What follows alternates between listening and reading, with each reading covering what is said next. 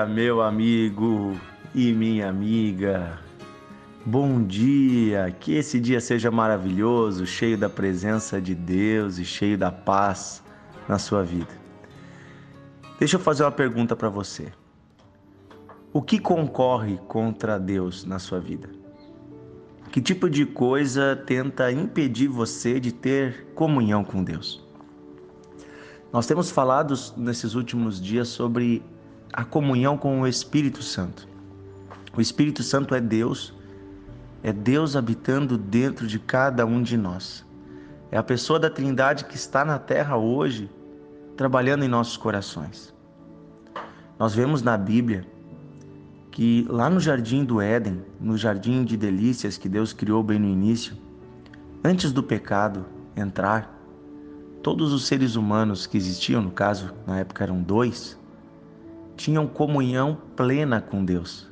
Falavam com Deus face a face todos os dias. Havia paz entre o homem e Deus. O pecado tirou essa paz e essa comunhão, nos afastou de Deus. Adão e Eva se esconderam de Deus. Fugiram da presença do Senhor, porque o mal agora habitava nos seus corações. E também não podiam mais permanecer ali, naquele lugar de santidade, porque eles mesmos estavam corrompidos.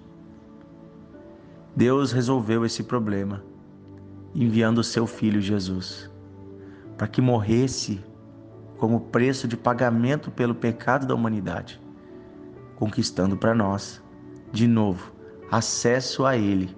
Por isso o véu do templo se rasgou e o Espírito de Deus agora não está mais em um lugar geográfico, mas está sobre toda a face da terra, disponível e se movendo dentro de cada homem e mulher que recebe o Senhor como seu Salvador. Então você e eu, nós temos dentro de nós o Espírito de Deus e temos condição de restaurarmos aquilo que foi destruído lá no início, a comunhão com o Pai. Porém, existem coisas que concorrem contra a comunhão nossa com Deus. Comunhão, gente, significa estar em contato amistoso, significa conversar, significa estar unidos. Comunhão significa estar sentado à mesa, ter tudo em comum. Deus quer ter tudo em comum com você. Ele escolheu você para ser filho e Ele quer dividir a vida com você. A vida eterna, mas também aqui, desde agora, os seus dias. Deus quer ter comunhão com você. Mas tem coisas que tentam impedir essa comunhão. Ontem nós lemos um texto em 1 Tessalonicenses, capítulo 5, lá no versículo, deixa eu ver qual foi o versículo que a gente leu ali. Versículo 19 dizia assim: não apagueis o Espírito. E aí eu falei que é possível sim, nós no dia a dia apagarmos a chama de Deus dentro de nós. Esse apagar tem a ver com, é como se fosse apagar o fogo de uma fogueira, de uma lareira, de um fogão, um fogo que está ali e você apaga ele. Sim, Deus ele é cavalheiro, Deus não força a barra, Deus não vai ficar dentro de você e habitar em você e forçar uma relação com você. Deus quer filhos que o queiram. Deus deu a oportunidade de nos tornarmos filhos de Deus. Olha só, em João, capítulo 1, diz assim: e todos que o receberam, que receberam Jesus, receberam o poder de serem feitos filhos de Deus. O poder de serem feitos. Poder, gente, é possibilidade. Ninguém é obrigado a se tornar filho de Deus. Você ganha o poder, a possibilidade de ser filho de Deus. E aí também a mesma escritura diz que os filhos de Deus são aqueles que são guiados pelo Espírito. Ou seja, são aqueles que acolhem no seu coração o Espírito de Deus e deixam esse Espírito guiar essa pessoa. Esses são os filhos de Deus. Porém, se você apaga o Espírito, você não está sendo guiado por Ele. E se você não é guiado por Ele, é porque você está negando a sua filiação com Deus. Você está dizendo: ei, eu não quero ser teu filho. Eu não quero porque eu não quero obedecer. Ser filho exige obediência. Ei, você está entendendo o que eu estou falando? Não adianta apenas ir à igreja ou usar o evangelho como um amuleto. Comunhão com Deus exige obediência. Exige estar perto e aceitar o que o Senhor está falando. Deus está falando. Escolhe, pois, hoje a vida. Escolhe, pois, hoje o caminho da eternidade. Escolhe, pois, hoje. O Senhor está te chamando para uma decisão. Deus está te chamando para um caminho novo. Mas você tem que decidir, levantar a cabeça e dizer: eu quero andar nesse caminho. Eu quero. Aleluia. Sabe, você e eu podemos andar no novo caminho, mas depende da nossa decisão. E aí eu quero falar com você um pouquinho hoje sobre algumas coisas que concorrem contra o Espírito de Deus, contra a comunhão com Deus, algumas coisas que tentam destruir a comunhão e são coisas que geralmente conseguem destruir a nossa comunhão com Deus, porque você não deixa essas coisas serem armadilhas na sua vida e você remova essas coisas da sua vida. E nós podemos meditar nisso num texto muito importante que está em Mateus capítulo 13, onde Jesus conta uma parábola sobre um homem que saiu a semear. É conhecido como a parábola do semeador. Certamente você conhece esse texto. Jesus fala de um homem que saiu semeando e ele jogou sementes por todo lado. Algumas caíram na beira da estrada, no solo duro, os passarinhos vieram comer essas sementes. Outras caíram entre rochas e ali elas até cresceram, mas depois de um tempo não tinham raízes, não tinha solo, a planta murchou quando veio o sol. Outras caíram no meio de outros arbustos, de outros espinheiros e acharam solo e cresceram, mas não deram frutos. Por quê? Porque cresceram junto com espinhos e esses espinheiros, esses arbustos, esse mato tomou a força da planta e ela, apesar de ser uma planta, não dava frutos. E por último fala de uma semente, algumas sementes que caíram num bom solo, um solo limpo, um solo arado, e essas deram muito fruto. Então, depois Jesus vai explicar essa parábola.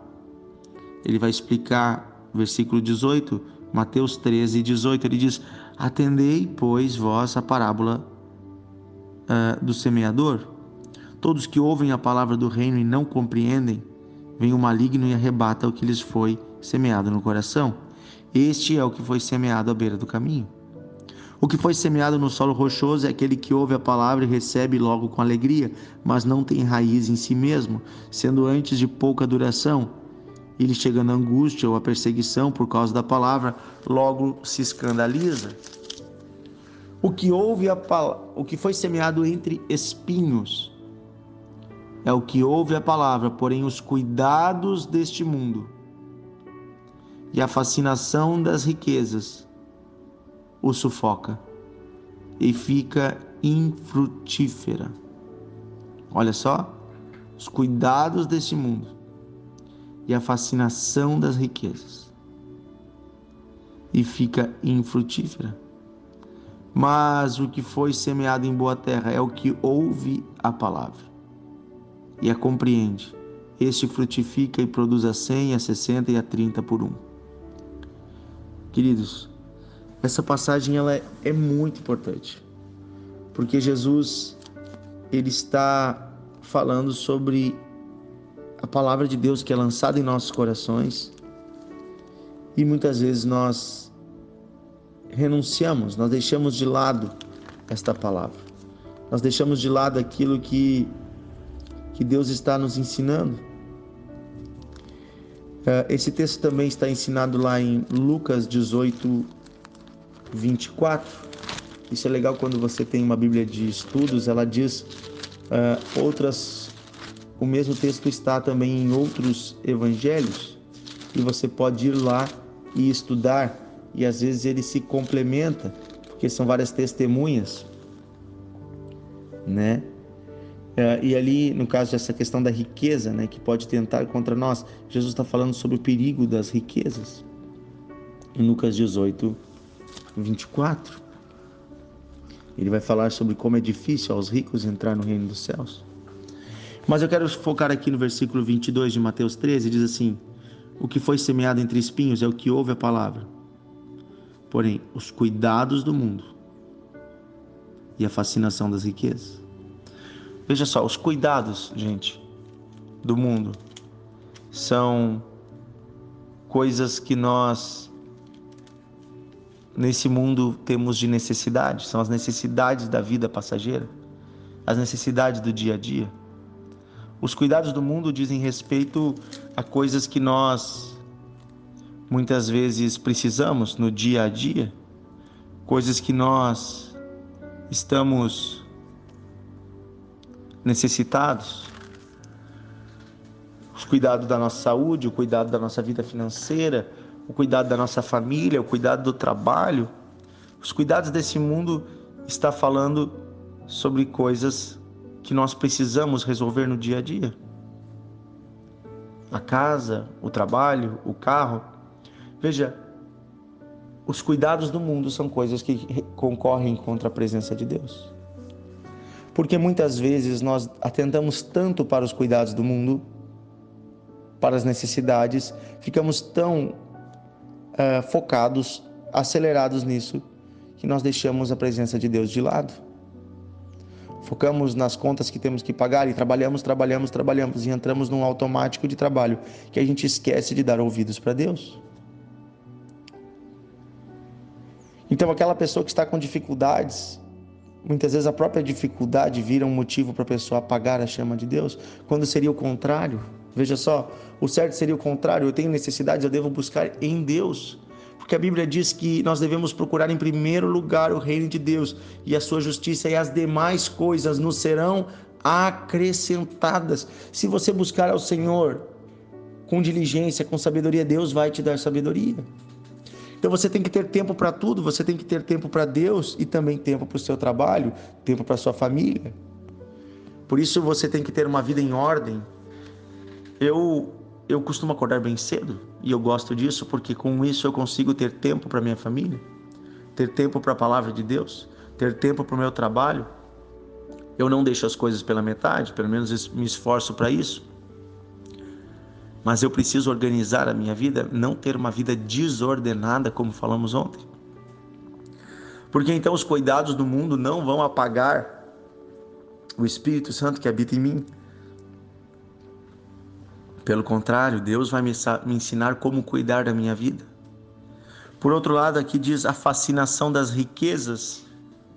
Essa é outra coisa que atrapalha, que sufoca a palavra de Deus. Por outro lado, tem pessoas que começam a se dar bem na vida, começam a ter resultado no seu trabalho, começam a ganhar dinheiro, ou querem tanto alcançar isso, alcançar aquilo, e essa fascinação, presta atenção, essa fascinação pelas coisas desse mundo, por uma boa casa, por um bom carro, e daí quando você tem algo bom, você quer algo melhor ainda, e você começa a ficar fascinado, e essa fascinação rouba a comunhão com Deus, rouba a presença de Deus, rouba a intimidade com Deus, porque um coração que está nesse mundo, ele não está em Deus.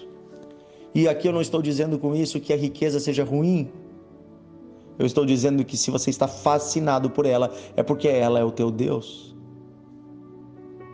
Tem pessoas que ganham o mundo, mas perdem a própria alma.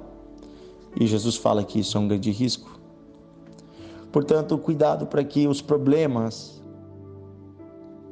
e os prazeres e o desejo da riqueza não tome a sua comunhão com Deus.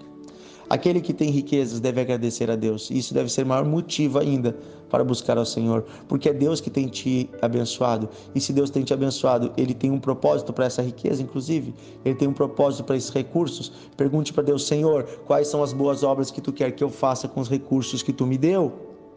Senhor, quem são os missionários que eu devo abençoar? Senhor, quais são as obras sociais que eu devo ajudar? Quais são as igrejas que eu devo sustentar? Senhor, me mostra o que eu devo fazer com o que o Senhor tem me dado. E eu te digo uma coisa: se você fizer isso, Deus vai te dar mais ainda, sem muito esforço, porque a vontade de Deus é que você seja uma estratégia na mão dEle para abençoar outras pessoas. Pai, nós oramos hoje em nome de Jesus, pedindo que nada roube a nossa comunhão contigo. Sonda os nossos corações hoje, Senhor, se tem alguma coisa roubando a nossa comunhão contigo. Senhor, nós queremos, diante das dificuldades, te buscar mais. E diante das alegrias da vida, também te agradecer mais e ter mais comunhão contigo. Queremos, Senhor, que nada neste mundo roube a nossa comunhão contigo. Porque esse mundo inteiro vai ficar para trás e um dia iremos para um novo mundo, num novo céu, numa nova terra. Oh Deus, é lá que é a nossa pátria. Aqui apenas estamos semeando no Espírito para o que vamos colher eternamente.